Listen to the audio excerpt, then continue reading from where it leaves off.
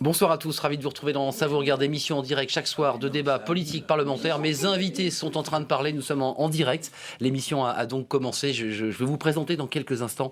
Ce soir, on regarde dans le rétroviseur, on va revenir sur ces attentats de Paris, du Bataclan. 130 morts, plus de 413 blessés, un attentat mené par un commando franco-belge se revendiquant de Daesh. C'était le 13 novembre dernier. Une commission d'enquête a été créée en janvier pour essayer bien de faire toute la lumière sur ce qui s'est passé. On reviendra sur la manière dont les forces de police se sont déplacées, sont venues sur place. C'était une très longue audition, assez tendue d'ailleurs, on en reviendra. Une audition très attendue aujourd'hui, c'était celle du ministre de l'Intérieur Bernard Cazeneuve, avec, c'est vrai, des députés qui, après 5 mois de travail, avaient encore plus de recul pour pouvoir poser des questions précises, tant sur ce qui s'est passé ce soir-là, que sur la doctrine à utiliser, parce qu'on va bien sûr garder dans notre viseur, mais on va se projeter aussi. On fera le point ce soir. Y a-t-il eu guerre des polices? On va revenir parce que c'est un sujet très important. La place de la BRI dans le dispositif, parce que c'est vrai qu'il y a eu un débat, une polémique sur le délai de réactivité de nos forces. Et puis on reparlera évidemment de Salah Abdeslam qui a été entendu par un juge mais qui garde le silence. Et c'est vrai que cette audition, elle était aussi attendue par les familles. Il y a plus de 1000 parties civiles dans ce dossier. Elles ont été reçues par un juge d'instruction et les familles évidemment attendaient beaucoup de cette audition. lcp.fr, vous connaissez notre adresse, le JDD qui est notre partenaire. Je salue les internautes du JDD. Hashtag CVR, ça c'est pour évidemment nos tweetos. Et puis il y a la page Facebook. Vous pouvez bien sûr la liker. Anne-Yvonne Ledin, bonsoir. C'est vous qui avez commencé à parler avant le début de l'émission. On est ravis de vous accueillir sur ce plateau. Vous êtes députée socialiste de l'Hérault, vice-présidente de cette commission d'enquête parlementaire. 5 mois de travail, 5 mois d'audition, méticuleuse audition. On en parlera avec vous dans quelques instants. Meyer Habib, bonsoir. Bonsoir. Député UDI des Français de l'étranger, vous aussi vice-président de cette commission d'enquête. Je précise que les députés sont tenus à un droit de réserve puisque cette commission rendra ses conclusions dans quelques semaines, fin juin, début juillet. Et vous serez prudent, évidemment, lors de mes questions. J'essaierai de vous en poser tout de même lors de ce débat. Avec nous, Georges Saline, bonsoir. Vous êtes président de l'association 13 novembre, Fraternité et Vérité. Votre fille était au Bataclan. On écoutera évidemment votre ressenti parce que vous avez écouté attentivement cette audition du ministre Cazeneuve et vous avez été reçu, on en parlera j'en suis sûr avec vous, par un juge d'instruction. Vous étiez tellement nombreux bien que vous avez été reçu dans un amphithéâtre à l'école militaire et vous avez pu évidemment entendre beaucoup de choses de la bouche du juge d'instruction. Roger Marion, bonsoir. Bonsoir. Ravi de vous accueillir sur ce plateau. Ancien chef de la division nationale antiterroriste DNAT de 1990 à 1999. On est au cœur du sujet dans le livre que vous aviez sorti en 2013, Raison d'État, des affaires corses et des dérives du renseignement. Il est sorti aux éditions de La Martinière. On fera le point avec vous évidemment sur tous les sujets que j'évoquais, notamment sur la question de la BRI. D'abord, retour sur cette audition de Bernard Cazeneuve. 3 heures d'audition ce matin à l'Assemblée nationale. Des questions évidemment posées par les députés. Est-ce que les réponses ont été à la hauteur de ces questions? Thibault Le Floch nous explique tout. Regardez. L'ambiance était orageuse au début de l'audition du ministre de l'Intérieur. Tout commence lors du propos préliminaire du président de la commission d'enquête, Georges Fenech. Notre commission d'enquête doit établir d'éventuelles failles, d'éventuels dysfonctionnements. Force est de constater qu'aucun responsable de haut niveau, depuis les premiers attentats de janvier, n'a fait l'objet, semble-t-il, de remise en cause. Vous partez du principe qu'il y a des failles et que vous estimez que votre commission doit le démontrer. Je pense que l'exercice qui consiste a priori à pointer des failles avant qu'on ait démontré leur existence est un exercice extraordinairement facile. Bernard Cazeneuve ne reconnaîtra jamais de faille dans l'action de ses services, mais il reconnaît une faille au niveau européen, avec le système d'information Schengen. Ce fichier informatique européen signale les individus dangereux ou recherchés, mais il ne serait pas suffisamment alimenté. La France est le pays qui alimente le plus le SIS. Il faut que pour que le SIS soit interrogé avec efficacité, il soit alimenté par tous les pays de l'Union européenne dans les mêmes termes. Ce n'est pas le cas. Si vous interrogez un fichier incomplet, vous pouvez arrêter une personne à la frontière. Si cette personne n'est pas signalée dans le fichier comme représentant un risque terroriste ou un risque de radicalisation, alors ça ne sert à rien. Les députés cherchaient également à savoir pourquoi la FIPN n'avait pas été déclenchée lors de l'attaque du Bataclan, alors que cela avait été le cas lors de l'attaque de l'Hypercacher 10 mois plus tôt. Cette structure déclenchée en urgence permet de regrouper la BRI et le RAID sous le commandement du RAID. Or, le 13 novembre, c'est la BRI qui a mené l'assaut. Pourquoi ne l'avoir pas fait pour le Bataclan, étant précisé qu'il y a peut-être des capacités spécifiques des unes des autres? C'est la question qu'on peut se poser. La BRI avait fait ce qu'elle devait faire et que peu de choses pouvaient être faites de plus qui permettaient de sauver davantage de vies, sinon bien entendu nous l'aurions fait. Mais ces explications n'ont pas convaincu le président de la commission d'enquête. Il a donné ses explications. Est-ce qu'elles sont convaincantes? Je ne crois pas. Hein. Je pense qu'il y a encore matière à réflexion sur cette façon de procéder. Ça ne veut pas dire non plus que les hommes de la BRI n'ont pas fait ce qu'ils devaient faire. Mais c'est posé quand même cette question, puisque le RAID n'était que concourant dans l'intervention et que le GIGN est resté à la caserne. Ces questions seront certainement soulevées dans le rapport de la commission d'enquête qui doit être remis en juillet. Voilà, puis nous aurons une sentinelle citoyenne, évidemment, elle est connectée et elle nous parlera devant sa webcam. C'est un citoyen qui prendra la parole avec nous ce soir. Une fois n'est pas coutume, Georges Chaline, je voudrais vous donner la parole parce que vous êtes le père d'une victime et c'est important parce que c'est vous qui avez été touché au cœur par ces attentats, cet attentat. Comment vous avez vécu et regardé cette audition du ministre dont Thibault Le Floch, dans son sujet, dit mais finalement, le ministre ne reconnaîtra aucune faille et déplacera le sujet sur le réseau Schengen et sur un certain nombre de faits très exogènes. Comment vous l'avez regardé, cette audition ? Eh bien, effectivement, c'est extrêmement dur à entendre et presque insupportable de dire il n'y a pas eu de faille, finalement. Il n'y a pas eu de faille. Bah si, il y a une faille dans laquelle sont passées 130 personnes qui ont perdu la vie et plusieurs centaines de blessés. Donc, de toute manière, le dispositif a failli. Après, est-ce qu'on aurait pu mieux faire? Est-ce qu'on aurait pu éviter? Est-ce que les failles sont fatales? C'est une autre question. Vous voyez, je pense que il faut faire assez attention dans l'expression publique et je pense que la reconnaissance du fait qu'il y a eu quelque chose d'insupportable qui s'est passé, de très profondément regrettable, on doit l'exprimer comme ça et ensuite se demander est-ce qu'on aurait pu l'éviter? Qu'est-ce qui aurait pu être fait? Et moi, par ailleurs, je pense que oui, il y a des choses qui auraient pu être faites. Et je pense que j'aurai l'occasion de revenir plus en détail, mais il y a des choses qui ne servent à rien actuellement, qui sont faites, qui sont très visibles et qui ne servent à rien. Et ça a été bien démontré par notamment par les travaux. Aux sentinelles, aux soldats. Je pense à l'opération. D'accord, on va y venir. À l'opération Sentinelle. Mais excusez-moi, à d'autres je vous interromps parce que on va avoir tous ces points précis, on va les détailler, mais ce soir-là, vous dites, il manque quelque chose dans l'audition, c'est-à-dire comme une sorte d'aveu de reconnaissance qu'il y a eu des failles. C'est pas un aveu. Reconnaître que... Oui, c'est une reconnaissance, une volonté de lucidité, pour justement faire un vrai retour d'expérience. Ça suppose que, excusez-moi, mais ça suppose qu'on mette de côté le souci de se défendre. C'est vraiment... et on n'est pas là. Moi, j'ai jamais été dans la recherche forcenée des coupables et de pointer du doigt sur un tel ou une faute individuelle. Il y a des problèmes d'organisation. Enfin, même M. Cazeneuve, tout à l'heure, ce matin, a reconnu à demi-mot l'existence de la guerre des polices. Et puis finalement, il a on va y venir. On va mettre les pieds dans le plat. Ça va prendre 30 ministres de l'Intérieur avant de résoudre il l'a reconnu. Il l'a reconnu assez calmement. Anne-Yvonne Le Dain, Meyer Habib, tous les deux vice-présidents de cette commission d'enquête. On a déjà un tweet.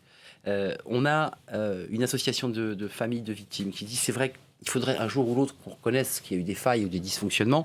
Et ce tweet, attentat de Paris, triste comportement de Georges Fenech en commission, on n'auditionne pas avec des a priori politiciens. Anne-Yvonne Le Dain, évidemment, vous êtes député socialiste. Vous avez eu le sentiment que le président Fenech, pour répondre à ce tweet, avait des a priori politiciens? Ou est-ce qu'il y a une rigueur dans cette commission d'enquête pour déterminer, comprendre méticuleusement? Moi, je pense qu'il y a une rigueur dans la commission d'enquête réelle. et que ce soit de la part du président Fenech, qui a son entrée personnelle, ou celle de mon collègue Sébastien Pietrasanta, qui est beaucoup plus taiseux, mais qui est le rapporteur in fine.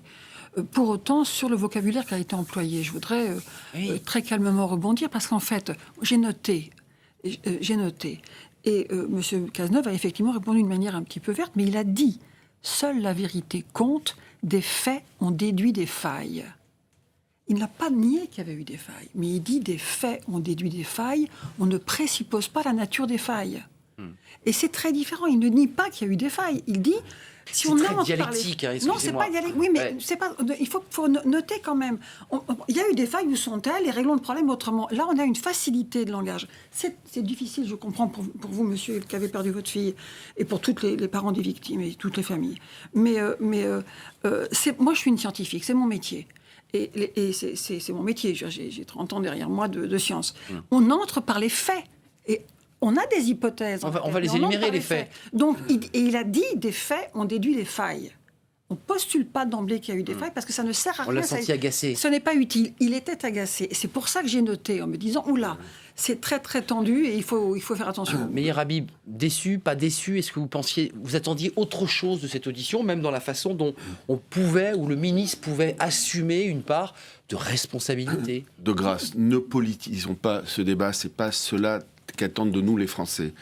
C'est la 3e commission d'enquête qui traite, puisque j'étais celle de Ciotti Minucci, celle Poisson. Il y a un sérieux absolu, il y a un travail absolu en collaboration entre eux. Il n'y a pas de gauche, il n'y a pas de droite, il n'y a pas de centre. Il y a des députés qui veulent faire toute la lumière. Ce qui s'est passé, il y aurait pu avoir Bernard Cazeneuve, Nicolas Sarkozy, Manuel Valls, de gauche. Il aurait de été droite, auditionné de la même manière. Ça ne change rien. Monsieur, nous avons eu près de 150 morts en un an en France. S'il n'y avait pas de dire qu'il n'y a pas de faille, c'est une gifle à toutes les victimes. Il y a des failles, mais des failles qui n'ont rien à voir avec la politique. On n'est là pas pour savoir ce qu'il y a eu, évidemment, mais surtout pour savoir que demain, ça arrivera moins ou ça n'arrivera pas. On ne peut pas dire ça n'arrivera pas. Le risque zéro n'existe pas. Le ministre l'a dit. Nous allons vers l'euro, dans quelques semaines de l'euro. Avec des risques. Le monde, bien sûr qu'il y a des risques. Le risque ces gens-là nous ont menacés. Les Américains ont clairement dit qu'il y avait des menaces précises. J'ai l'impression qu'il y a une prise de conscience. Et je ne crois pas qu'il faut s'arrêter à quelques minutes un petit peu. Parce que c'était... J'aurais préféré que l'audition du ministre de l'Intérieur se fasse à huis clos. Vous l'avez dit. Comme l'a été. Voilà. Pour aller plus loin encore dans l'échange. Beaucoup plus loin, parce qu'on ne peut pas aller au fond des choses. Tout le monde nous regarde, des gens bien intentionnés, des gens neutres et des gens mal intentionnés. Alors, à un moment donné, il faut que le monde a besoin, enfin, la France a besoin aussi d'avoir quelques images. Donc, on est obligé de faire que quelques auditions non à huis clos. Mais c'est beaucoup plus efficace lorsqu'on est à huis clos. Roger Marion, vous qui avez connu la police de l'intérieur, qu'est-ce que vous en attendiez, vous en attendez de cette commission d'enquête? Parce que c'est vrai que dès le début, quelques jours après, cette polémique est née sur la rapidité d'intervention, la façon dont la police a figé la scène. Elle aurait pu faire autrement. Alors, d'abord, il faut pas oublier que le président Fenech est un ancien magistrat, juge d'instruction, qui a traité des grosses affaires et qui connaît parfaitement tous les rouages du fonctionnement des services de police et plus particulièrement des services de police judiciaire. Donc je veux dire que ces questions soient peut-être précises et acérées, c'est pas surprenant et c'est certainement son rôle. Les commissions d'enquête parlementaire, je connais bien puisque j'y suis passé à l'occasion de la commission d'enquête sur la Corse après l'assassinat du préfet Erignac, absolument. Et justement, le problème, c'est que les questions qu'on pose, et vous avez raison de dire, il ne faut pas qu'une commission d'enquête ce soit politique, puisque j'ai vécu, malheureusement, j'étais au cœur de ce conflit entre Jean-Pierre Chevènement et Raymond Forly. Président de l'Assemblée nationale à l'époque. Voilà. Et donc, on voit très bien que toutes les questions qui sont posées, il y a une difficulté majeure. C'est qu'on a affaire à des événements qui font l'objet d'une instruction judiciaire et qui, normalement, ne doivent pas être évoqués lors d'une enquête judiciaire. Donc, qui pose tout cela est biaisé dès le départ. Donc, rares sont ceux, et moi j'ai été le premier à ne pas adopter cette attitude, c'est-à-dire de dire, attendez, ces faits font l'objet d'une instruction judiciaire. Je ne peux rien dire. Je ne peux plus rien dire. Donc à ce moment-là, on ne peut pas parvenir non plus à la manifestation de la vérité, comme le juge d'instruction souhaiterait y parvenir. Alors ça, c'est déjà le premier problème. Le deuxième problème, c'est que dans les questions qui sont posées, il y a beaucoup de questions qui sont issues de commentaires, d'articles de presse et autres, et qui ne... De fuite, on peut le dire même d'ailleurs. De fuite, et qui ne ressortissent pas des éléments du dossier. Alors, l'intérêt, effectivement, c'est que monsieur ait été reçu par les juges d'instruction et qu'il a peut-être des informations que, disons, qui n'ont peut-être pas été en audience publique diffusées lors des auditions de la commission d'enquête. Je voudrais vous faire entendre deux petits sons. L'un est issu de la commission d'enquête, c'est sur la question de la guerre des polices, et puis l'autre est issu d'une interview faite sur notre antenne par l'un des membres de cette commission d'enquête parlementaire, Olivier Falorni. Écoutez d'abord Bernard Cazeneuve, puis on écoutera Olivier Falorni dans la foulée, parce que les deux sujets sont intimement liés, puis j'aimerais bien avoir évidemment votre avis. Écoutez d'abord Bernard Cazeneuve. J'ai invité les 3 patrons des services spécialisés à venir passer un moment avec moi, sans le DGGN, sans le DGPN, sans le préfet de police de Paris. Et je leur ai dit, écoutez, voilà, on peut continuer la guerre et on peut continuer la tradition. Mais enfin, nous sommes quand même dans un pays qui est confronté à une menace terroriste extrême. Et les Français attendent que la République les protège et que la République les protège des terroristes, et ils se posent assez peu la question de savoir quelle est l'entité de la force spécialisée qui l'aura fait dès lors que la République parvient à le faire. Et donc ça doit être ça notre devoir. Notre devoir, ça ne doit pas être d'être forts séparément les uns des autres ou d'apporter la démonstration qu'un tel peut être plus fort ou plus performant que tel autre, c'est d'être forts ensemble. Donc il y a une volonté politique du ministre. Écoutez ce que dit Olivier Falorni sur l'intervention, et là c'est précis, de la BRI, puisqu'on parlera évidemment du raid de la BRI, de la façon dont les hommes sont arrivés sur le terrain. Écoutez, il le disait sur le plateau de Brigitte Boucher de Politique Matin. Écoutez. Il est malhonnête de dire que la BRI n'est intervenue qu'à minuit 40, alors que les attentats avaient commencé 2 heures avant. La réalité, c'est que la BRI est sur place très rapidement. Les attentats ont commencé au Bataclan à 21h40. La BRI part de son lieu de rassemblement à 22h et elle est sur place 20 minutes après. 20 minutes, c'est vraiment un délai tout à fait raisonnable pour faire intervenir des unités d'élite. Il faut les équiper, il faut qu'elles soient prêtes. Et donc, arriver à 22h20 au Bataclan, c'est tout à fait raisonnable. Et la BRI rentre dans le Bataclan, non pas 2 heures après, mais quasi immédiatement. Voilà, donc ça c'est un rectificatif. Alors ce député s'exprime librement, enfin en tout cas il en assume Georges Chaline et Roger Marion, vous aviez noté des choses précises que vous avez donné le juge sur la chronologie et les horaires. 20 minutes, nous disent députés, c'est le temps minimum que peuvent mais à partir pas du départ de l'attentat. Voilà. Factuellement c'est implacable. Tout ce qu'il dit est vrai, il n'y a pas de problème. Le seul problème, il parle du départ du lieu de rassemblement, c'est-à-dire qu'en fait le chef de la BRI fait converger ces hommes de sa force d'intervention rapide vers le 36 quai des Orfèvres parce qu'ils ont besoin d'aller chercher leurs armes. Et les équipements. Ouais. Et il fait ça au moment où il apprend les attaques sur les terrasses, c'est-à-dire peu avant 21h30. Donc là, alors par contre, si c'est un tout petit peu trompé, le député Falorni, il a dit que l'attaque au Bataclan commençait à 21h40, alors que c'est à 47. Donc voilà. Ces minutes comptent.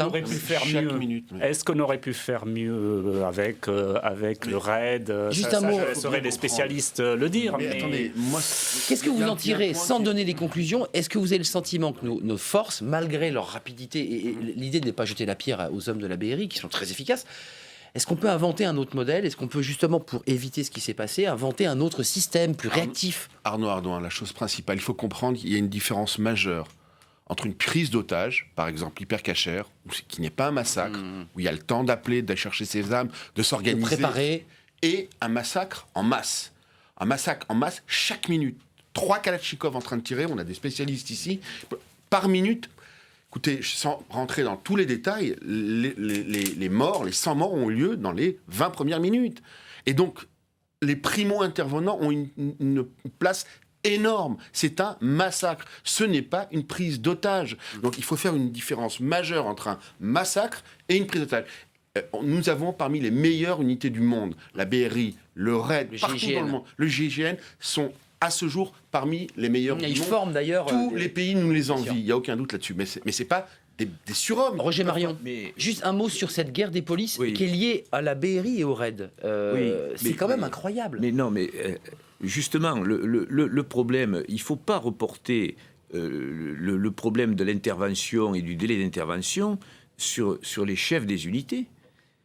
Le problème, il ne se situe pas à ce niveau, il se situe à un niveau bien supérieur, c'est-à-dire entre le préfet de police, qui a l'autorité de police sur Paris et la Petite Couronne, dans le Grand Paris de la sécurité, et l'intérieur, avec le RAID qui est placé sous l'autorité du directeur général de la police.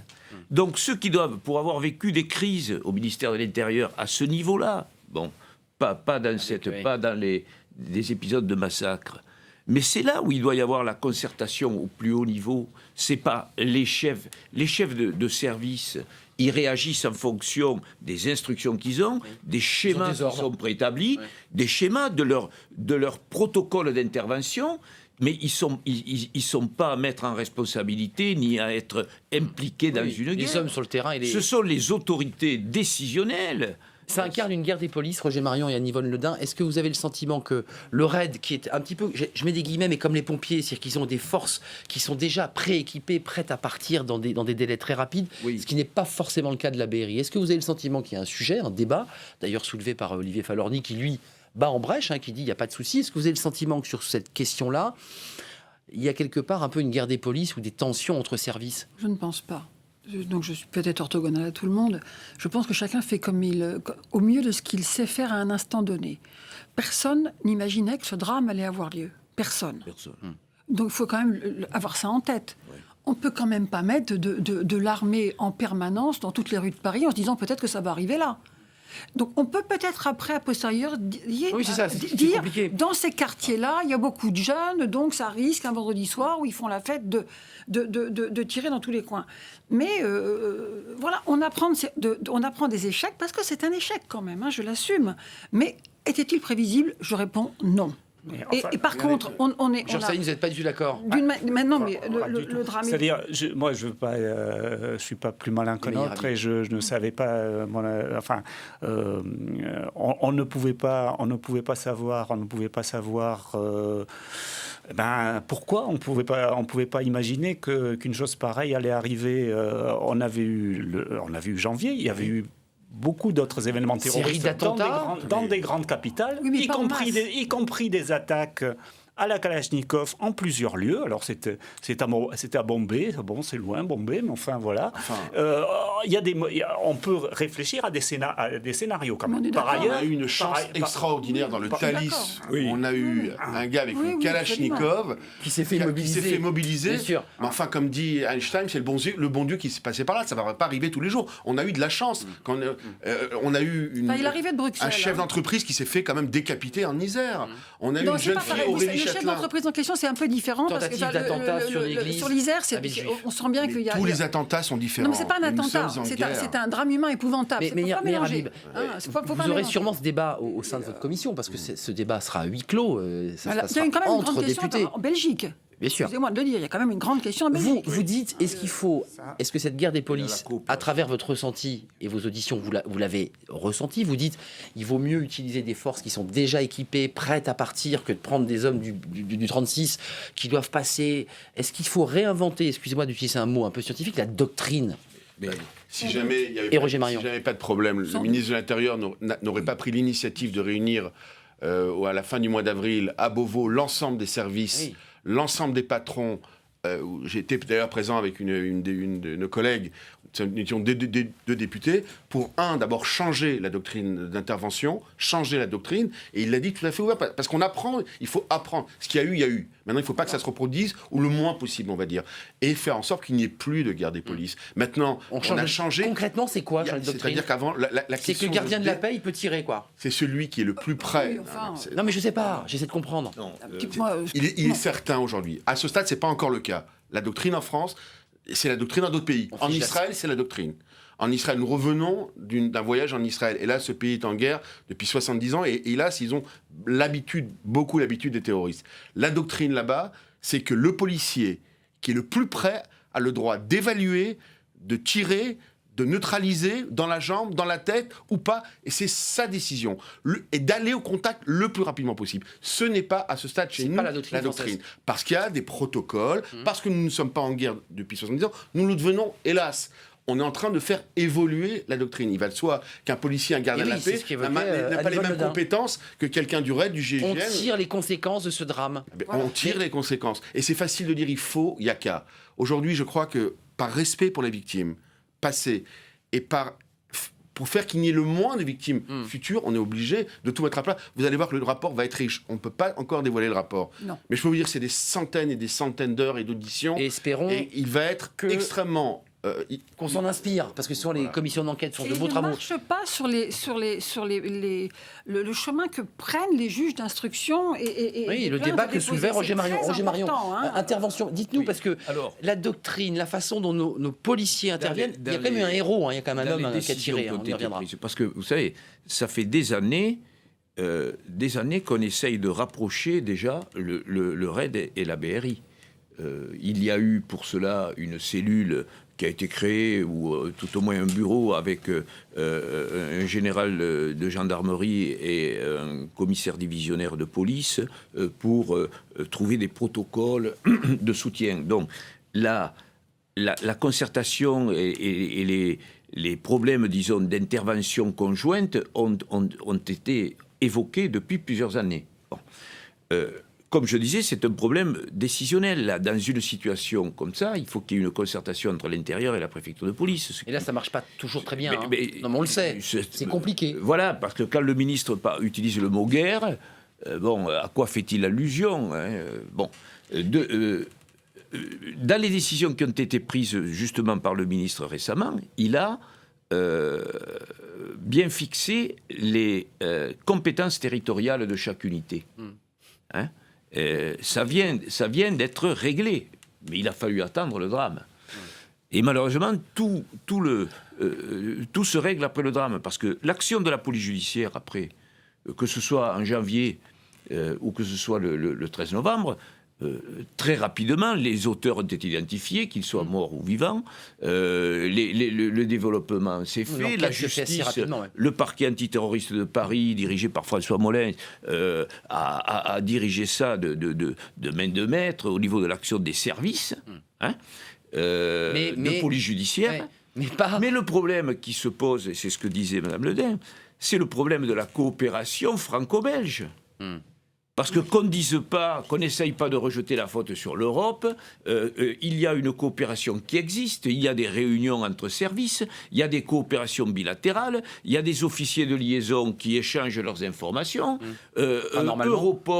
Europol a une mission aussi en ce qui concerne la coordination. C'était évoqué d'ailleurs à la commission d'enquête. De la lutte antiterroriste.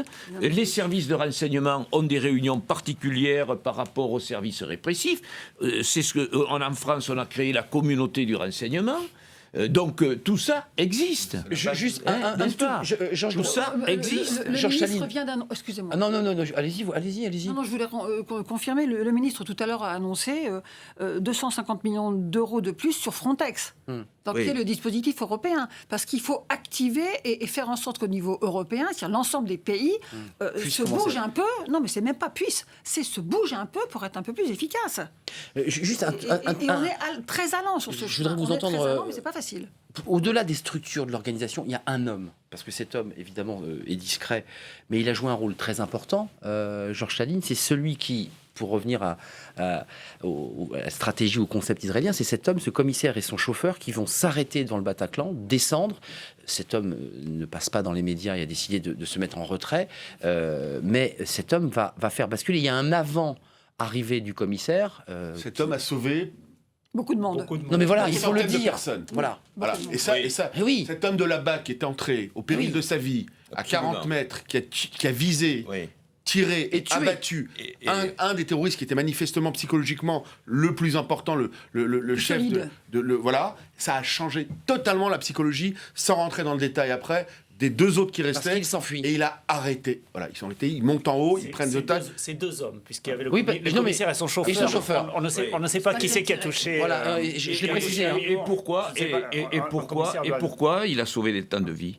Parce qu'il a été au contact. Parce qu'il a directement. été au contact et qu'il a agi d'initiative. Voilà. Et il n'a pas demandé Il a rien d'instruction. demandé à personne. Il n'a pas demandé d'instruction. Il a fait ce que Il a- l'on attend d'un il a- policier. Il a apprécié. D'aller au contact Il a et d'essayer de apprécié. neutraliser. Chacun à votre tour. Allez-y. Il Roger a Marion. apprécié la situation, il a eu l'initiative, je le répète, dans tous les débats, il faut rendre aux policiers de base, aux policiers de terrain et à leur hiérarchie immédiate la faculté d'initiative. C'est le Vous protocole. êtes en train de nous que- dire qu'il y a c'est une le administration, protocole une de- bureaucratie un peu Vous lourde. comprenez, aujourd'hui, tout le monde est timoré par rapport à la légitime défense. Mais Georges Saline, Comprenez, vous en pensez La quoi de... légitime défense. Oui, bien Mais sûr. on doit impérativement, y compris au niveau juridique, faire en sorte que tous les gardiens de la paix, que tous les officiers de police, que tous les fonctionnaires Ça, de c'est un police débat que vous soulevez, soient hein. couverts, parce que leur métier est de nous protéger au péril de leur vie. C'est ça l'éthique d'un policier. Quelqu'un, et il n'y a pas Et le donc, temps de poser l'arme des le questions, soir, hein. d'appeler, etc. Ça doit être immédiat, aller au contact et c'est neutralisé. Et ce couple, enfin, ce binôme de policiers Il y de a la un avant, BAC il y a un après, ont hein. sauvé, Eh oui. croyez-moi, ils ont fait, et croyez-moi, avec beaucoup de talent en l'occurrence, parce qu'ils risquaient leur vie. Ils rataient ce tir, ils avaient Ils une arme rechargeaient, de hein. poing, alors qu'ils rechargeaient avec une Kalachnikov, c'était fini. C'était fini. Et donc il faut évidemment rendre hommage. Mais donc il faut apprendre des erreurs passées pour faire en sorte que demain, si ça devait arriver, je crains que ça réarrive demain, hélas. Georges Saline, vous n'avez pas répondu, puis on a Thibault qui veut s'exprimer. Non, je suis tout à fait admiratif devant le courage de ces policiers, c'est évident. Après, savoir quelle est la bonne doctrine. Enfin, Mais oui, ça revient au débat sur la doctrine. Hein. Réhabiliter l'initiative individuelle et éviter que les gens ouvrent le parapluie, je ne peux qu'être d'accord, et ça ne s'applique pas qu'aux policiers, malheureusement. Une forme de bureaucratie anesthésiante. Mais oui, Mais bien sûr. vous n'êtes pas d'accord, Anne-Yvonne Le Dain, excusez-moi, parce que le débat qui est ouvert sur le port d'armes d'un policier en dehors de son service, qui est un sujet qui a été évoqué, mais même avant le débat sur le terrorisme, le fait qu'un policier de premier grade, même le chauffeur, puisque le chauffeur de ce commissaire a lui-même, portant une arme, a lui-même tiré, est-ce que ça vous semble excessif ou est-ce que nous sommes entrés dans une phase, ici en France, une phase de guerre et qu'il faut donner des moyens à ces policiers de pouvoir agir? Ou est-ce que ça vous semble aller trop loin? Les moyens qu'il faut leur donner, moi je partage. Par exemple, on vient d'acheter quelques 5000 gilets de sécurité sécurisés, c'est-à-dire opaques aux balles. Il n'en avait pas avant, c'est quand même ça la réalité. Donc on a fait un effort considérable d'équipement et de recrutement de personnes, 9000 personnes, et dont 5000 décidées derrière. Qui là. sont en formation. Qui enfin, sont pour en certains. formation, dont Oui. certains arrivent maintenant, parce qu'on a commencé à C'est recruter ça. il y a 3 ans. Donc, un effort d'équipement avec des armes du niveau d'aujourd'hui, parce que les assaillants, ils sont quand même rugueux. Armes de guerre, enfin des armes qui C'est- permettent d'avoir des ils sont quand même munitions. rugueux et d'aller vite, Oui. de réagir rapidement, de ne pas risquer sa s'enraye et ce genre de choses. Des gilets pare-balles qui résistent, parce qu'on n'en parle pas. Mais la réalité concrète, elle est là. C'est faire en sorte que de ne pas enlever les policiers et les gendarmes, de leur donner des armes qui les sécurisent et qui leur permettent d'avoir des réactions d'hommes debout et pas à l'instinct et au réflexe, parce qu'ils se sentent en danger. C'est très important. Le bon réflexe, on dirait, c'est pas de tirer dans tous les coins. Ils sont formés, ils ont du métier. Le commissaire, il a tiré avec flegme, ou le chauffeur avec flegme et détermination et mais calme. Mais vous en tombez, termes de nombre il de arrive balles que tirées dans des l'année. gens Oui. comme ça, mais tout le monde. On sait aussi, vous l'avez peut-être répété, on a un policier qui est arrivé qui n'a pas pu. qui n'a pas pu rentrer, qui a eu le. Non, mais- Il fait une oui. pression cet homme. Bien sûr. Donc ce sont des humains. Des personnalités humaines qui ont fait le choix de s'engager au service des autres. Moi, j'ai énormément de respect pour les militaires et pour les policiers. Mais en même temps, c'est pas des surhommes. Par contre, quand ils le sont, chapeau bas. Roger Marion, Il faut un les mot équiper. et Il faut qu'ils soient équipés, un qu'ils soient en autre sécurité extrait juridique. de Bernard Donc, Cazeneuve. on vient de renforcer l'armement. l'armement parce qu'il était inadapté. Vous comprenez, le terrorisme a évolué, les actions terroristes ont évolué, les actions kamikazes, on les craignait, on les craignait depuis. Il y avait des vibrations. Elles avaient eu On les lieu, comme sentait. vous l'avez dit, elles ont eu lieu à l'étranger. Il y a eu quand même toutes les prémices, la décapitation d'un chef d'entreprise dans l'Isère, on a eu les attentats. Sid Ahmed Glam. Absolument. Donc il y a une évolution du terrorisme. Pas très peu d'Aurélie Châtelain. Pas très peu d'Aurélie Châtelain, absolument. Mais Je ne comprends pas pourquoi. Vous pensez que c'est bon, on est au niveau là? Vous comprenez, il y a deux choses qu'il faut avoir en tête. C'est que dans l'armement, vous comprenez, on a en matière d'ordre les policiers d'unités d'intervention sur le terrain, on leur a retiré le flashball. Vous comprenez? Alors aujourd'hui, on les arme davantage, mais hier, on leur retire le flashball parce qu'il y a des blessés, il y a eu des blessés avec le flashball. Vous comprenez? Alors, il y a un autre Encore eu problème. un incident récemment quand même, hein, sans flashball, donc c'est compliqué quand même. Hein. Oui, non, mais c'est compliqué. En tout cas, on a 100 000 policiers. Si jamais demain, on permettait aux 100 000 policiers de rentrer chez eux à la maison avec leurs armes, de sortir, ce serait en même temps, y compris en leur donnant par exemple le même statut que les militaires, par exemple en faisant qu'au niveau des transports, ils aient une carte de gratuité ou payer que 25%, qu'il aille se présenter au contrôleur en disant voilà, je suis policier, je suis dans un train, je peux aider. On n'a pas le choix. C'est psychologique. On mettrait sans beaucoup de moyens en plus. Moi, j'ai confiance en notre police. J'ai confiance en nos policiers. Et je crois, moi, il faut évidemment leur donner les moyens. Il n'y a pas que l'armement, il y a l'uniforme aussi. Vous savez, vous venez de citer un exemple, la carte de transport, on est en train de la leur supprimer petit à petit. Mais au préalable, à la préfecture de police de Paris, le policier en uniforme, il rentrait, il passait à la RATP sans payer parce qu'il était en uniforme. Et oui, non mais vous comprenez, tout ça, ce sont des avantages qui ont été supprimés. Juste écoutez Bernard Cazeneuve, Georges Chaline et Bernard Cazeneuve sur ce qui va se passer demain. Pas le terrorisme, vous le savez. Georges Chaline, allez-y. Oui, non. Mais en tenue, moi je suis d'accord. Georges Chaline, allez-y. C'est à vous. On a passé 40 minutes de débat sur l'aspect opérationnel et logistique de l'action policière. J'espère qu'on pourra aborder les questions de renseignement. Et on va y venir. Et les On y vient. Voilà. Vous allez le voir parce que vous allez voir Georges Chaline, Bernard Cazeneuve, il y avait évidemment la question opérationnelle, l'organisation, la façon dont les choses se sont déroulées. Et puis il y a évidemment ce qui nous attend avec l'euro, ses risques, ses fan zones, cette menace terroriste qu'on nous dit, qu'on nous indique, qu'on nous annonce. Écoutez le ministre. Le niveau de la menace reste extrêmement élevé. Il reste extrêmement élevé compte tenu du nombre de nos ressortissants qui sont de près ou de loin concernés par les activités des groupes terroristes en Irak et en Syrie, soit qu'ils s'y sont rendus. 2000 de nos ressortissants sont concernés et 1000 s'y sont rendus. Et ils sont morts, certains sont revenus. Et par conséquent, nous avons de ce fait-là un niveau de menace plus élevé qu'il ne l'a jamais été lorsqu'il s'agit de questions de terroristes. Alors, Georges Chaline, je donne la parole, mais Thibault veut intervenir sur cette question parce qu'il s'interroge, j'imagine, sur cette question, d'ailleurs, qui s'appelle Mathieu. Je l'appelle Thibault parce que je ne sais pas pourquoi. Je suis ravi de vous accueillir. Vous êtes une nouvelle sentinelle. Alors, si en plus j'écorche votre prénom. Ce qui vous intéresse, vous, ce soir, c'est ce qui va se passer demain. C'est ce qu'on nous dit, la menace qui pèse toujours au-dessus de nos têtes. Moi, ce qui m'intéresse particulièrement, oui, ça va être la réponse qui va être apportée aux différents problèmes ou du moins différents soucis que le rapport en question devrait faire ressortir. Tant sur le comportement, on va dire, des forces de l'ordre, parce qu'aujourd'hui, je sens quand même qu'on utilise grandement ces effectifs-là et que peut-être qu'on arrive à saturation. Et par la suite, moi je me souviens particulièrement, on va dire, de l'assaut qui a été fait sur l'appartement à Saint-Denis, où il y a quelque chose qui me fait me poser une question, c'est sur la personne qui était dans l'appartement d'en face, qu'apparemment on a fait venir à la fenêtre et qui s'est reçu une balle de la part d'un tir de sniper. Et moi, ça m'interpelle quelque part. C'est est-ce que jusqu'où on peut aller? Oui. Est-ce que c'était une réaction qui a été décidée, maîtrisée, ou c'était par panique parce que la personne était-elle armée? Pourquoi on lui a tiré dessus? Oui, ce pauvre homme qui vivait, effectivement, qui s'est penché, qui a pris une balle dans le bras, me semble-t-il. C'est quoi le curseur? C'est quoi le... Parce qu'on parle de ce commissaire et de ce chauffeur qui tire, comme vous dites, comme ça, à l'instantané, à l'instinct. On nous parle de ce monsieur qui est dans cet appartement de Saint-Denis où s'était réfugié, qui se met à la fenêtre, qui se fait blesser. Là, on ne peut pas inventer de doctrine. Comment on fait là? Comment on arrive à canaliser, structurer Il faut bien que la vie vive. On ne peut pas empêcher quelqu'un qui est chez lui d'aller ouvrir sa fenêtre, de voir ce qui se passe, même si... voilà. Et malheureusement, le sniper ne pouvait pas savoir que ce monsieur n'était pas armé. C'est quand même ça. C'est pas par plaisir qu'il a tiré. Donc, il tire dans le bras. Il ne tue pas cet homme, il est blessé. Je voudrais quand même c'est du métier. Je voudrais quand même dire aussi... Le curseur, il me semble que c'est... les policiers sont des professionnels, donc le curseur, c'est la proportionnalité.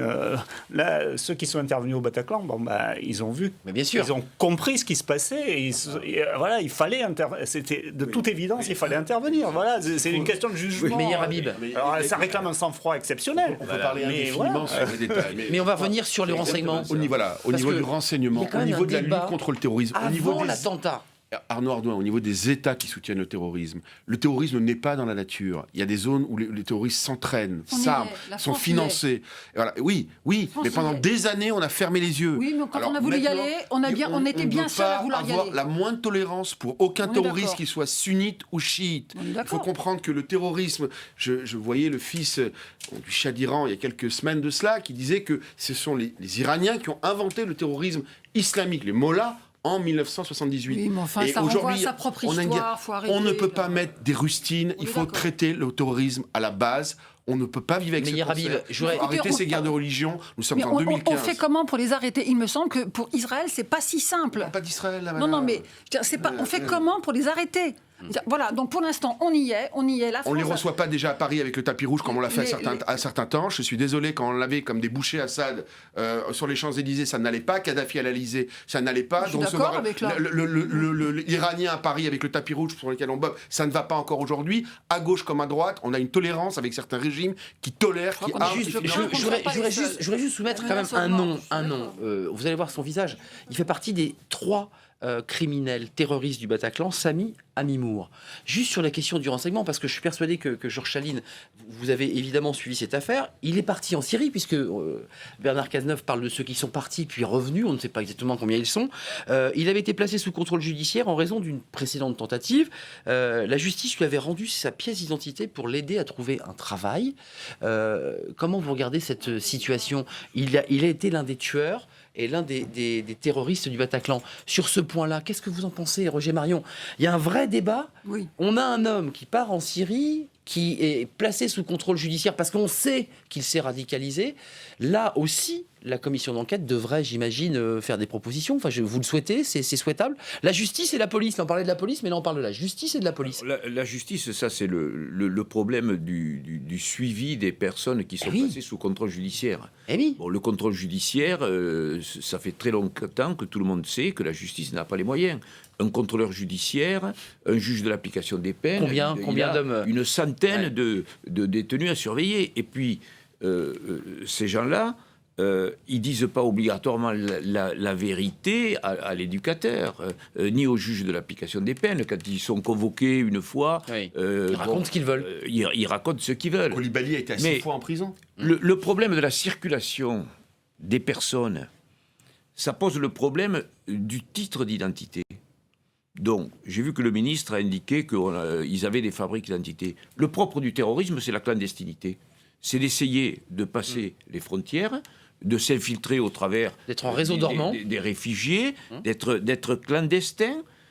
Abdeslam, lui, il a trouvé la clandestinité la plus simple possible, c'est-à-dire dans son milieu familial. Et à partir de là, vous comprenez, où vous avez des faux documents administratifs, parce qu'on ne lutte pas assez contre la fraude documentaire, et on n'a pas les moyens aux frontières de savoir si c'est un vrai, ni les vrais, ni les faux passeports. Il y a eu un vol de passeport vierge d'ailleurs, qui ont permis aux terroristes de passer. Mais pourquoi, idéologiquement, dans notre pays, on ne veut pas mettre les moyens pour le titre national d'identité, qui est fabriqué par l'imprimerie nationale en France, et parce qu'on a peur de Big Brother, on a peur de quoi, de mettre son empreinte digitale On a peur qu'on retrouve qu'il y ait une obligation de déclarer un domicile. Mais c'est compliqué parce que cette question du renseignement, vous l'évoquez, parce que c'est une question fondamentale, ça. Alors, c'est pas ce sujet qu'on évoque là n'est pas tout le problème du renseignement, mais c'est un problème extrêmement important. C'est celui des retours de Syrie et du suivi des retours de Syrie sur lequel on fait pas assez. Alors, attention, la réponse ne doit pas, pour moi, la réponse ne doit pas être il ne faut pas qu'ils reviennent. Parce que c'est... Tout le monde ne dit pas comme vous, hein. Certains disent qu'ils sont peut-être venus en Syrie. Laissez-moi le temps d'expliquer ça parce que c'est très important. Et je sais que je vais peut-être me faire engueuler par certains. Mais justement, mais c'est un débat. Mais voilà. Parmi ces jeunes ou moins jeunes qui partent en Syrie, enfin c'est des jeunes, hein, c'est des losers. Et puis tout d'un coup, ils ont découvert qu'en fait, c'est des ratés, mais voilà, le sens de leur vie, c'est de faire le djihad. Parce qu'ils sont convaincus, parce qu'ils ont été convaincus, parce qu'ils ont été manipulés, ils partent en Syrie. La grande majorité va déchanter. Certains vont être choqués, horrifiés. Leurs familles qui sont restées en France sont anéanties. Pas toutes. Enfin, c'est compliqué. Il y a des mais il y a beaucoup. Il y a des familles musulmanes, il y a des familles catholiques ou athées dont le gamin s'est converti à l'islam. 25% convertis parmi les gens qui. Voilà. Alors, c'est énorme. Allez au bout de votre raisonnement qu'on comprenne. Si on dit on ferme la porte, en fait, ils vont revenir clandestinement. Ils vont revenir on les pousse dans les bras de Daesh. On les maintient parce que ceux qui repartent, certains repartent sous les ordres de Daesh pour commettre des attentats. Mais d'autres repartent parce qu'ils veulent plus. Ils prennent des risques terribles pour repartir. Pour s'enfuir. Un terroriste, moi je suis désolé. Ils prennent des risques terribles. Pour moi, des gens qui vomissent la nation, qui veulent tuer des Français, si jamais il reste, il meurt où il veut, on n'a pas besoin de les récupérer et de faire du social en France. Non, mais c'est pas une question de faire du social. Je suis pas naïf et je veux être efficace. Ces gens qui sont partis, alors qu'est-ce qu'on fait concrètement alors? Il faut faire un suivi et de la surveillance de très très près. Il faut les surveiller comme le lait sur le feu, mais il faut pas les pousser dans les bras de Daesh, tout simplement. Roger Marion, juste un mot et plusieurs, et Anne Yvonne Le Dain. Sur la question du renseignement, il y a toujours eu un débat, et là on va ouvrir un débat d'une heure, on n'a pas le temps, mais le débat se pose sur le renseignement technologique, Internet, le téléphone et le renseignement humain. Vous qui êtes un grand policier, un grand flic, comme on dit, est-ce que c'est difficile de faire du renseignement humain, d'infiltrer ces réseaux islamistes? Est-ce que c'est compliqué? Est-ce qu'aujourd'hui la police va pas un peu à la facilité en allant que sur Internet et le téléphone? Les problèmes d'infiltration, c'est le propre des services de renseignement. Donc c'est le propre des services de renseignement. Les services de police traditionnels et opérationnels font pas de l'infiltration. Mais est-ce que c'est difficile? Ça demande des investissements énormes. Et ça, la DGSE, chez nous, il faut leur rendre hommage, le fait en train de le faire massivement. À la perfection. Je dirais à la perfection. L'humain et le pour technologique l'avoir vécu, en même temps. La DGSE fait un gros boulot. Fait un énorme travail. Sur le territoire ou en allant... à l'étranger, puisque c'est à l'étranger. Et donc... je veux dire, aujourd'hui on découvre... Il faut quand même renforcer le renseignement intérieur. Or, il a été dramatiquement anesthésié avec la suppression des renseignements généraux auprès des préfets. C'est vrai qu'il a été soulevé. Attendez, Roger Marion, terminez parce que vous... C'est complémentaire. Donc, pour répondre à votre question, donc, les services spécialisés font de l'infiltration et essayent de pénétrer, de déceler les réseaux et en complémentarité avec les services de la sécurité intérieure. Ce sont des services... Et ils y arrivent ou pas? On a le sentiment que c'est difficile. C'est très difficile. Voilà. Ce qui est difficile, c'est qu'aujourd'hui, on a affaire à un terrorisme de masse. Avant, une organisation terroriste, on arrivait à identifier les personnes, à les surveiller, comme vous disiez. Ils sont trop nombreux. Aujourd'hui, ils sont trop nombreux. C'est terrible ce que vous dites. D'abord, Oui, ils sont trop nombreux. Et puis, on sait qu'on en a 5000. Hein. On a du c'est mal. 5000, Il y a voilà, eu 30 000 donc, tweets, je suis Kouali, ou je suis Kouachoui, ou je suis Koulibaly. 30 000 tweets ont été envoyés. Oui, mais Au moins, qu'est-ce il y que avait vous 30 000 faites? Vous allez chercher chacun des tweeters et vous les mettez en tôle? Donc non. Donc on peut pas trop. Est-ce que Roger Marion peut finir? Il y a l'éducation. Terminé. Et Meyer Habib. C'est Meyer Habib qui a commencé, j'ai vu. Oui. Allez-y, Roger Marion, terminé. Donc, on a affaire à un terrorisme de masse. Et là-dedans, dans cette masse, vous avez des personnes qui sont surveillées au moment, et puis on passe à un autre. Parce que pendant la période de surveillance, on n'a pas décelé obligatoirement. Et donc, hop. Il y a une limite des services, de l'action des services, mais qui est tout à fait matérielle. Et Oui, bien puis, sûr. Et humaine.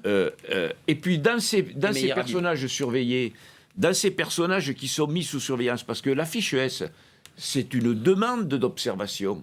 Puisque dans le fichier des personnes C'est pas recherchées... criminel, forcément. Il dans est le fichier surveillé. des personnes recherchées. S'il est surveillé, c'est pas complètement hasard quand même. Dans le SIS, puisque en fait les personnes qu'on met en France sur notre territoire au fichier des personnes recherchées, on peut demander à ce qu'elles soient incluses au SIS. Mais Meyer Habib, juste une question simple. Mais pour on le prolonger mène. ce que dit Roger Marion, est-ce qu'il est difficile aujourd'hui, sans dévoiler les conclusions de votre commission d'enquête parlementaire, est-ce qu'on peut dire aux Français ce soir, on a 5000 personnes qui sont des potentialités de djihadistes radicaux, qui ont peut-être des désirs de passer à l'acte, et nos forces de police et de gendarmerie ne sont pas capables de les suivre. Nous allons gagner cette bataille contre le terrorisme, Non, mais je vous garantis. c'est une question importante. Hein. Après, c'est une question extrêmement large. Il y a aujourd'hui, on doit avoir un coup d'avance et pas être en réaction, mais d'anticiper. Par Roger Marion donne des chiffres. Il dit c'est quand même compliqué, il y en a 5000. Les policiers suivent et puis lâchent. Il y a 2000 Français globalement qui sont au djihad. Imaginez-vous simplement que 2-3% passent à l'acte, ça fait déjà 60 personnes, ça fait énorme. déjà 10 cellules, ce qui est colossal. En sachant qu'il y a beaucoup de gens qui sont passés à travers les mailles du filet. Donc c'est complexe.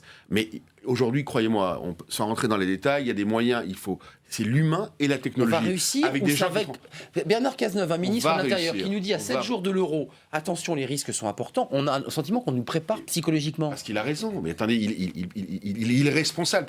Il n'existe pas de risque zéro avec le terrorisme, quelles que soient les mesures qui soient prises. Je crois que le ministre de l'Intérieur a raison lorsqu'il dit qu'il y a des risques, pour que chacun, d'abord, soit vigilant. Ça commence par nous-mêmes, par chaque citoyen. Sans entrer dans la paranoïa, il faut être évidemment vigilant. Anne-Yvonne Le Dain, est-ce que vous dites, ce soir, avec un discours très positif, très optimiste, on fait le maximum, cette guerre, on va la gagner? Mais moi, j'entends des chiffres, je vois des réalités. Il y a des policiers qui disent, mais je suis un homme, il n'y a pas de signal, je passe sur un autre, et malheureusement, c'est celui où il n'y a pas de signal qui passe à l'acte. Enfin, je veux dire, ça reste quand même très compliqué, tout ça. Mais c'est très compliqué. Voire même impossible. C'est très compliqué. C'est la raison pour laquelle on est en train de renforcer la présence des unités d'intervention spécialisées sur tout le territoire C'est ça, français. ça c'est une nouveauté. Par exemple, en matière comme la police nationale, j'ai la carte, on est en train d'installer le RAID à Toulouse, à Montpellier, on décentralise. et à Nancy. On décentralise, on développe. On décentralise pas, on n'enlève pas des gens quelque part pour les mettre ailleurs. On recrée des unités. On crée des unités et on met du monde en plus. Et pour la gendarmerie nationale, on est en train d'en créer une à Nantes, Tours et Reims depuis avril 2016. Donc voilà, on couvre le territoire national. Donc il y a une volonté de répondre. Est-ce que d'être sur le terrain, est-ce que ce soir vous êtes inquiète au Quai des Orfèvres? Est-ce que vous êtes inquiète au-delà du discours on est en train de... Roger Marion, allez-y. Est-ce que le ministre, quand il nous dit ça ce soir, ce matin en audition, il nous prépare à l'idée qu'il faut qu'on est rentré dans une guerre longue et dangereuse? Mais non, mais parce que la menace existe parce qu'elle est globale. On le sait très bien. Il y a des cassettes qui ont circulé récemment qui, disons, s'attaquent à notre pays, des propagandes. Comme vous disiez, ce qui fait aujourd'hui défaut, c'est certainement le renseignement intérieur, la surveillance des mosquées, à l'intérieur des établissements pénitentiaires. Le lien avec les préfets. Autre sujet fondamental. Ce qui vient d'être fait au niveau des unités d'élite, cette déconcentration sur les territoires, c'est pour faciliter la rapidité d'intervention, et on ne fait là que faire que ce qui avait été fait dans la lutte contre le grand banditisme, c'est-à-dire avoir installé des brigades anti-gang en province, et pas simplement au niveau central. Qui ont été supprimés par la majorité précédente. Avant de nous quitter, il ne faut pas commencer à... Non, mais on ne commence pas, mais il faut quand même le dire. Moi, là, c'est de la petite politique. Non, je suis désolé. Je crois qu'aujourd'hui, il n'y a pas de gauche, il n'y a pas de droite. Il faut essayer de s'arrêter, se renvoyer les responsabilités. Il n'y a plus de renseignements généraux. Tout le monde aurait pu faillir. Il n'y a plus de renseignements généraux généraux en France. Ceci étant, ça a été On les dévoilé remet. et dit pendant la commission d'enquête. Il y a On les une remet. faille des renseignements généraux. Ces hommes du renseignement de proximité qui Il y a faisaient eu un des travail failles incroyable. partout parce qu'on n'aurait pas eu 150 morts. Voilà. Maintenant, il faut ouvrir les yeux. C'est gentil Et on n'a pas merci parlé de quelque d'avoir- chose, peut-être la chose la plus importante, on n'en a pas parlé. Vous savez, c'est quoi? C'est l'éducation. L'éducation des gens. Personne ne naît djihadiste, personne ne naît raciste, personne ne naît avec son... On n'en parle pas. Ça doit commencer à l'école, à l'éducation. Quand je vois, je ne veux pas stigmatiser qui que ce soit, que l'imam de Brest enseigne à des enfants en France que... Le faut médiatique devenir des imam de singes Brest. et des cochons, si jamais ils écoutent de la musique, on démarre très très mal. Georges Chaline, Je ne peux qu'être en d'accord. conclusion, un mot de conclusion. Je ne peux qu'être d'accord sur le fait que il n'y a pas que l'action policière qui permettra Eh oui, de sortir de cette l'éducation. situation. Et pour être un peu œcuménique, puisque c'est l'appel qui a été fait, je tiens à saluer l'initiative de l'Association des maires de France qui était réunie en congrès. Qui a été réunie en congrès et qui avant-hier, je crois, mercredi. Oui, pendant 3 jours. Allez-y, hier, concluez parce que c'est terminé. a pris une initiative et a insisté sur le rôle que pouvaient avoir les maires et la volonté qu'on leur donne les moyens d'agir sur le terrain, au plus près. La proximité. sur effectivement ces actions qui passent par le repérage des situations, la prévention. Et Merci, les Georges maires Chaline. sont officiers de police, il ne faut jamais l'oublier. Ils Absolument. ont un pouvoir d'officier de police. Et merci. Absolument. Donc, Mais après, je crois qu'il faudra refaire cette émission après le rapport. Il y a tellement de choses à dire, on est un peu Rapport, bloqué. le 10 juillet, je sens que vous êtes sur la retenue. Et c'est vrai que c'est normal, il y a un devoir de réserve. Merci à Yvonne Ledin, Merci à vous êtes vous. députée socialiste de l'Hérault et vice-présidente de cette commission. Merci à Meyer Habib, vous aussi député UDI, non pas vous aussi député socialiste, mais député UDI des Français à l'étranger et vice-président de cette commission. C'est même pas une insulte. la députée Voilà, socialiste, merci à Roger Marion et merci à Georges Chaline. Merci de nous avoir suivis. Demain, on s'intéresse à un autre sujet d'ailleurs qui est assez lié, l'euro. On parle de ces fan zones et de ces risques terroristes justement. Est-ce que tout ça est bien géré pour accueillir les familles dans ces espaces où il est censé s'amuser pour regarder le football? On en parlera demain soir dans Ça vous regarde. Je serai là. Bonne soirée. À demain.